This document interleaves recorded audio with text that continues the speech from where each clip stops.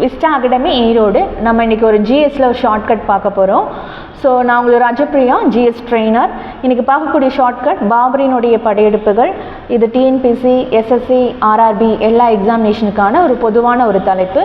So பாபரினுடைய படையெடுப்புகள், அவர் 4 முக்கியமான போர்களில் பங்கேற்றுள்ளார். அதை வரிசைகரம் படுத்துங்க அப்படிங்கிறது தான் கொஷின்ஸ் கேட்பாங்க குரோனாலஜிக்கல் ஆர்டரில். ஸோ ஃபர்ஸ்ட் பேட்டில் முதல் பானிபட் போர் 1526, இரண்டாவது பேட்டில் கான்வா போர் 1527, and third one சந்தேரி போர் 1528, and fourth one காக்ரா போர் 1529. இதற்கான ஷார்ட்கட்ஸ்: பானிபூரி சாப்பிட்றதுக்காக இப்ராஹிம் கார் எடுத்துகிட்டு போகும்போது அவருக்கு சங்கு சத்தம் கேட்டதுனால ஒரு சந்தில் மோதிட்டார்.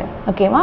ஸோ பானிபூரி சாப்பிட்றதுக்காக இப்ராஹிம் தன்னுடைய கான்வா எடுத்துக்கிட்டு போகும்போது சங்கு சத்தம் கேட்டதுனால ஒரு சந்தில் மோதிட்டார்.